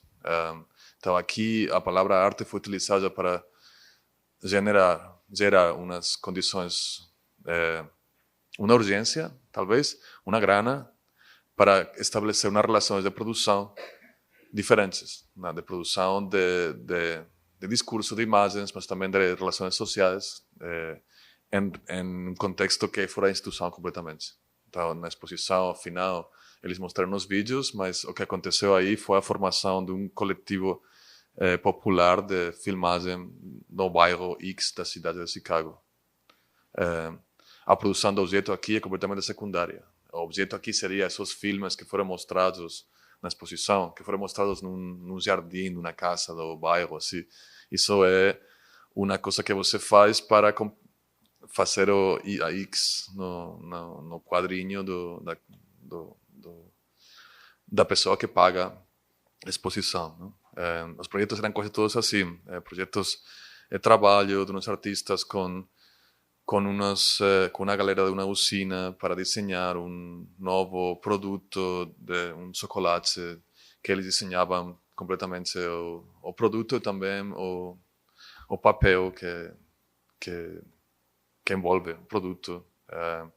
Então, todos esses eram projetos que tentavam, isso mesmo, que utilizavam uma autonomia funcional da arte. Então, o sistema da arte é utilizado como um sistema independente, com um financiamento independente, com uma grana que está aí, com umas plataformas, umas visibilidades, é utilizado para criar situações de contato social, de intervenção social, de recuperação da memória das mulheres em Chicago, de criação de grupos de trabalho, que, em princípio, não tem nada a ver com essas linguagens da arte ou dos objetos da arte. E isso é uma coisa que acontece bastante dos anos 90 até aqui. Agora é mais ou menos fácil de fazer. Na Bienal a gente fez isso, por exemplo, em Moinho. Na favela de Moinho a gente fez uns grupos de trabalho, oficinas administradas pela galera de Moinho de construção. Então, não era oficina de desenho. A pessoa não está fazendo um treinamento de como desenhar com grafites, como desenhar. Não, era cavar, construir, plantar plantas para criar lá um jardim pago com grana do Minky na favela de Moinho. Então, você paga os oficineiros, paga os materiais e cria um contexto de produção. Então, aqui, a arte é porque é uma estrutura da arte que a Bienal de São Paulo cria esse trabalho. A gente foi interessante porque a gente precisou brigar um pouco com a Bienal para fazer isso. Não porque o processo não fosse justificável, mas porque não tinha artista, literalmente. Se você convida um artista e o artista fala, eu vou lá na favela, eu vou organizar a Mônica Nador, por exemplo, que é uma senhora super interessante, assim, com um trabalho super sério. Ela ir lá fazer um centro e fazer atividades que ela coordena, ela inicia, ela é o centro dessa atividade, permite qualquer tipo de atividade quase. Se você faz isso, mas não tem a Mônica Nador, e tem um grupo de lideranças da favela que sabem fazer a construção muito bem, que têm ideias sobre que tipo de plantas é bom plantar e que têm ideias estéticas do que eles querem que seja o espaço onde eles moram. Isso é uma coisa que o sistema não consegue aceitar. É muito difícil, porque não tem artista, então não é um projeto de arte. Isso foi interessante de experimentar, sim. Porque a gente fez projeto também com Contrafilé. Contrafilé é como a Mônica Nador. São um grupo coletivo de artistas que faz esse trabalho em colaboração com pessoas que não são artistas. E isso é mais ou menos fácil. O processo é complicado, mas dá para fazer. Mas se não tem artistas, não dá. Então, o movimento desse artista seria... Eu não tenho uma conclusão. Eu vou falar duas coisas. Talvez é interessante pensar não em artistas, mas na prática de fazer. Então, talvez a frase que todo mundo pode fazer arte é mais interessante que todo mundo é um artista. Todo mundo pode fazer filosofia, todo mundo pode fazer natação, todo mundo pode fazer costura, todo mundo pode pensar. Mas todo mundo é pensador. Essa definição de uma entidade individual como uma coisa é uma coisa que não é tão interessante também, talvez. Mas eu queria falar com outro. Eu estou trabalhando agora com a ideia dos mestres. Não? A universidade, a UFSB, quer conseguir que mestres mestres das artes, mas também mestres da pesca, não? Da agricultura, estejam autorizados para ser professores na universidade. Isso é super difícil. No Brasil e fora do Brasil, super. Como tem doutorado, não? Alguns deles não sabem escrever, não sabem ler, não estão alfabetizados, mas eles têm, ou elas têm conhecimento super desenvolvido, alguns deles, sobre questões que os caras que fazem doutorado na universidade não têm noção. Assim. E também, como são mestres, que é um mestre diferente do artista, o mestre é uma pessoa que também faz pedagogia, não? Por isso são mestres. Têm uma memória da prática, fazem prática e ensinam na prática. Então, aqui tem uma pessoa que é especial, não? A gente está reconhecendo uma figura que tem umas capacidades diferentes do resto do povo, não? O xamã, o pajé, são pessoas que não são como os outros, não? Então, essa excepcionalidade é interessante reconhecer, é talvez impossível não admitir essa excepcionalidade. Então, essa questão, essa existência do indivíduo excepcional contrasta com essa asserção, ou talvez não, de que todo mundo pode fazer. Bacana isso, eu acho. Se eu estou pensando, eu acho fantástico. Uma questão assim, não sei, Lucas, querias falar alguma coisa em relação a isso? Não? É difícil, porque a operação é igual de complicada que trazer coisas de fora da arte no sistema da arte. Trazer um mestre na universidade é também um desplazamento a um lugar que é altamente codificado. Não? A universidade tem processos de produção de conhecimento específicos, estão ainda fundamentadas em ideias de transmissão de conhecimento, ideias de acumulação de conhecimento, especialização. É também uma construção europeia, importada em outros lugares. Tem demandas específicas nos estudantes, de quantidade de horas mesmo, não? Tudo isso faz que introduzir uma pessoa nesse contexto que não faz parte desse contexto como responsável de parte desse currículo, é muito difícil, porque talvez, a gente está falando disso, que talvez a cosmovisão de alguns mestres é completamente incompatível com o sistema de educação massiva que é a universidade. Tem questões de velocidade, por exemplo. De velocidade de educação.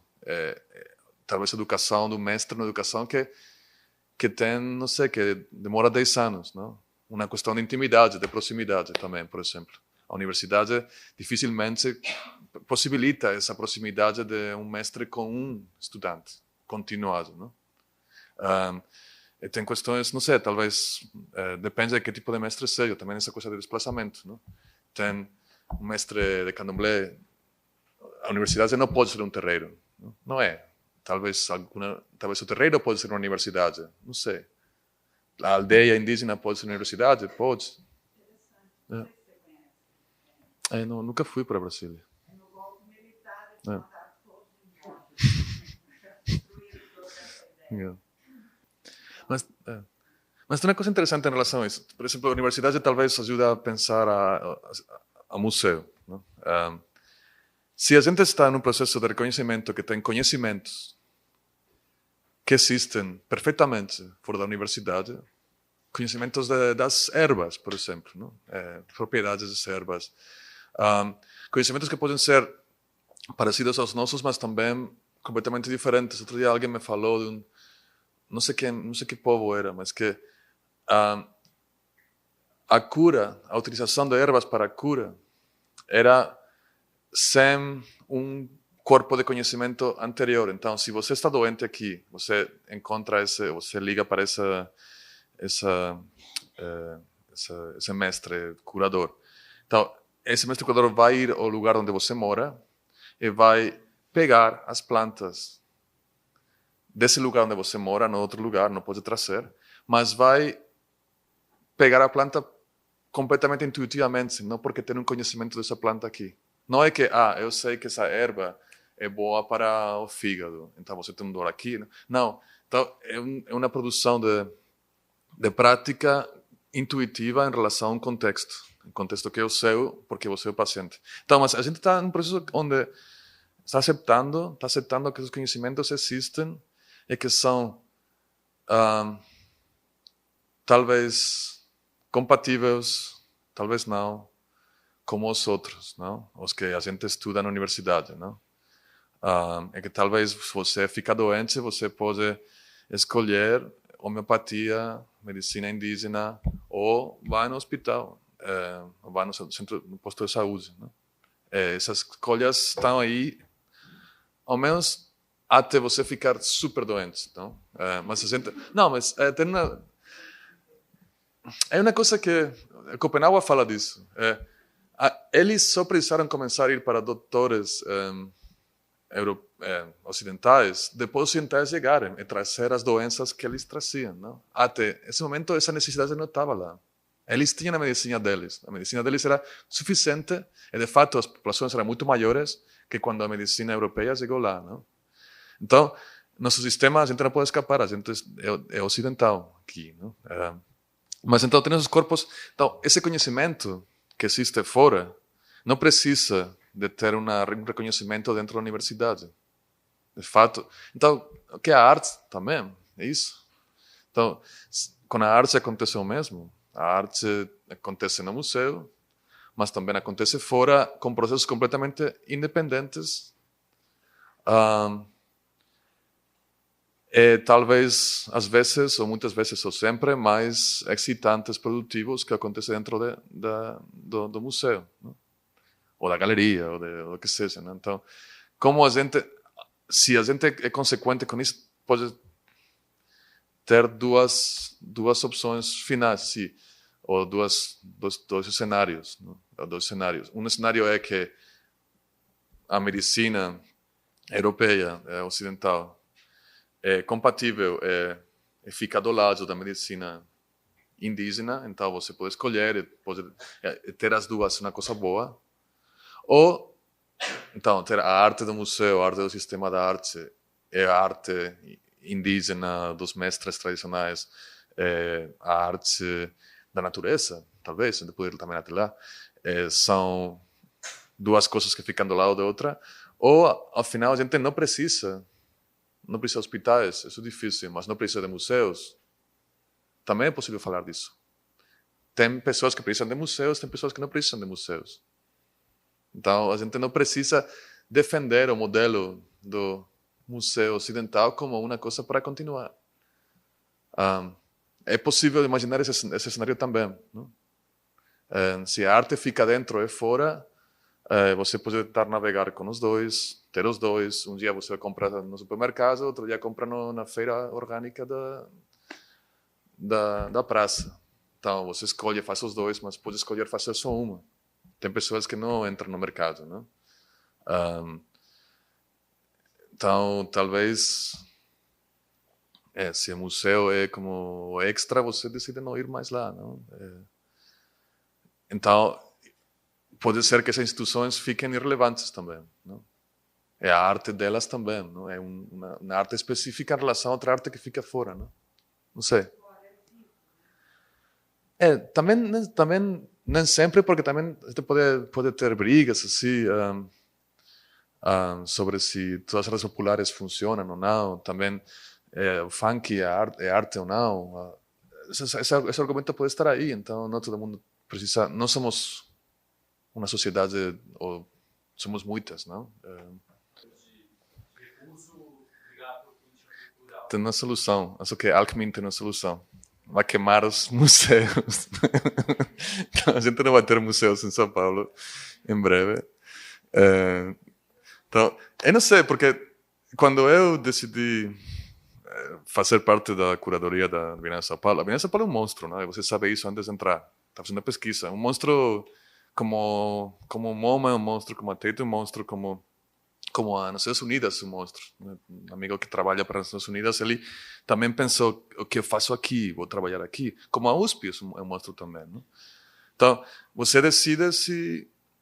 Você pode ter duas opções. Não, aí não entro, é terrível. Fico com guerra de guerrilha fora. Mas também tem esse argumento antigo, assim, falando de guerra, a gente falou dos caboclos, caboclinhos, você pode decidir que a cidade fica nas mãos do inimigo, você fica no mato. Mas a cidade também é importante, então se você deixa toda a cidade nas mãos dos inimigos, você vai ficar em um território muito pequeno e talvez muito precário, não? Então, às vezes também, talvez seja interessante conquistar a cidade, não? Não sei, eu acho que não é por orgulho, sim, eu acho que a gente conseguiu fazer coisas interessantes na Bienal que não mudaram talvez a estrutura permanente, porque também na Bienal é muito difícil, porque você está lá ano e meio, depois vai embora, então não tem como garantir uma continuidade. Mas então, há uma estrutura assim geral de produção, a gente já conseguiu algumas intervenções. Mas também dá para conseguir intervenções a um nível micropolítico, talvez, não? Eu acho que esse termo é útil e não é irrelevante, não? Pensar no macro é também uma armadilha, às vezes, também. Porque, de fato, pensar no macro quer dizer que a gente não vai conseguir mudar, porque o MASP tem um conselho que decide, e ainda se o curador-chefe quisesse fazer uma coisa, ele não vai poder, porque o conselho, que são pessoas de uma classe específica muito pequena, vão falar, não pode, acabou. E se você quer fazer, é demitido. Não? Pode ser. Então, mas tem operações que você pode fazer a níveis diferentes, não? Então, infiltrar, se aproveitar. E isso pode ter resultados que são inesperados também. Só que esse nível micro é defendível. Não, é interessante. Mas é frustrante, eu sei, como indivíduo que contribui a essa dinâmica, é frustrante pensar que talvez seu trabalho com educativo no MAM depende de uma estrutura onde a senhora Milú Vilela é a dona da instituição. Então, como isso é possível? Então, essa frustração mas isso que a gente não pode ser, não pode ficar pessimista nesse sentido, porque esse pessimismo vital não deixa fazer nada. Mas Então, eu queria ouvir você sobre isso, se você tem eu acho que tamanho do Brasil também poderia ser um país pequenininho, Uruguai também. Acho que é um problema. Mas eu tenho duas inclinações em relação a isso. Eu acho que a Lei Rouanet é um horror. Sim, não sei. Eu não conheço quando, em que contexto foi criada, em resposta a quê. Mas é uma coisa terrível, totalmente. Se a maioria, 80% da Lei Rouanet grana é aqui, São Paulo e Rio. É uma coisa assim absurda. Os bancos, as empresas não pagam impostos e ao mesmo tempo decidem onde a grana que eles não pagam é utilizada. Não. Também os políticos deveriam decidir. Isso é complicado também, não? Eu tenho experiências em vários lugares. É muito difícil criar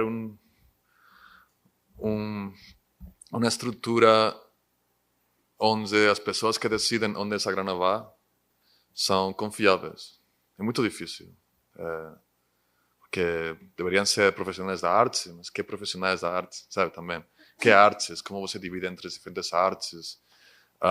Mas definitivamente as companhias não deveriam, porque estão interessadas em logomarca aparecer nas costas dos meninos que fazem educação. É como, olha, se você está recebendo propaganda grátis. É um erro completo.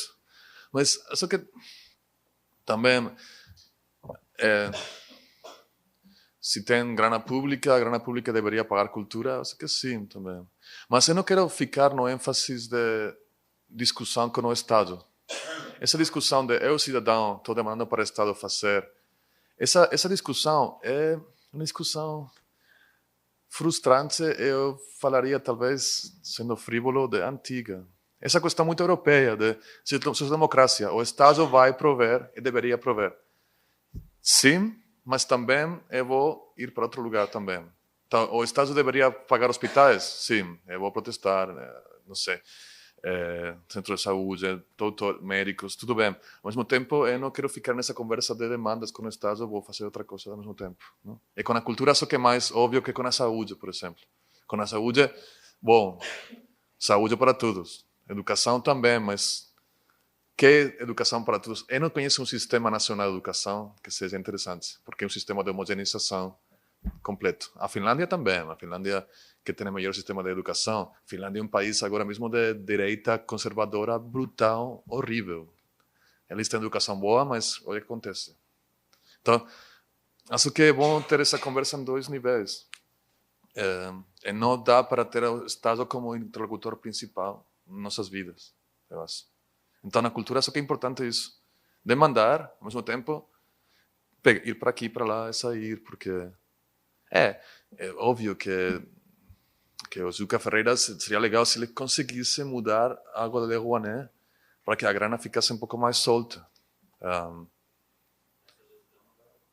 Não, na próxima aí não vai estar lá. Então, não, a IFAM em Salvador está destruindo prédios, está autorizando a destruição de prédios assim, de um jeito assim como quase frívolo, não? Salvador, uma coisa assim, lá está o elevador aí, esses prédios que estão na frente estão sendo destruídos e o IFAM não tem problema não, sim, porque vai ser uma coisa muito mais linda, mais gostosa, assim, sem pobres morando lá. Então, o IFAM é uma coisa muito super complicada, assim.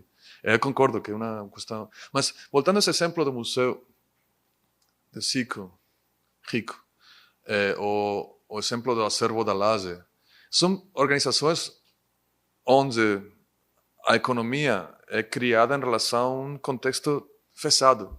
De fato, o José, que abriu o Museu de Laje, foi na casa dele, com o tempo dele, com a grana dele.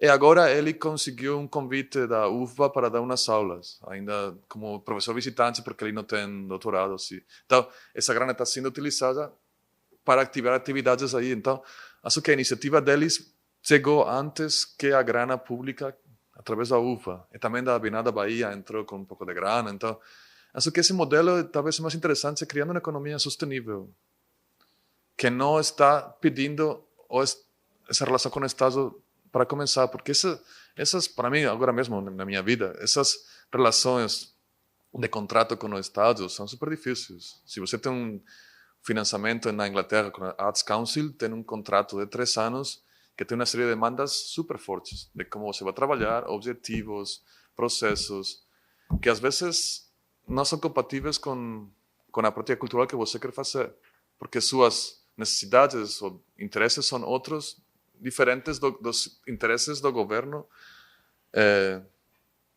progressista, liberal, conservador, o que seja, não? Então, acho que é interessante também, o Museu do Rico é uma instituição completamente independente que consegue um acordo com o Instituto Nacional de Arqueologia, de Patrimônio. Mas é isso só. E depois eles criam uma economia diferente.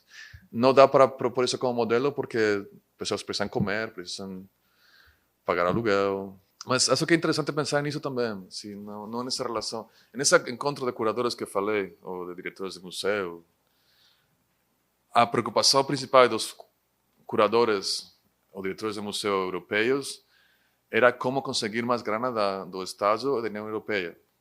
E a gente aqui falou, olha, aqui os museus recebem diretamente nada. Então, a grana é captação secundária. Então, em outros países da América é igual. Essa ideia de quero receber mais do Estado é brincadeira porque não recebem nada, não? Então, em Alemanha não sei, não. Legal. Uma expiação de um pecado, não? Você jogar loteria, isso vai para a cultura. Dinheiro sujo também. Então, é interessante isso, como o Estado não deveria ser nosso primeiro interlocutor, eu acho. Também porque os políticos não parecem ser interlocutores válidos mais, não? Aqui ou na Espanha, onde seja. Não? Mas é uma questão política geral. Isso. Bom, são as 10. Obrigado, viu? Foi super interessante.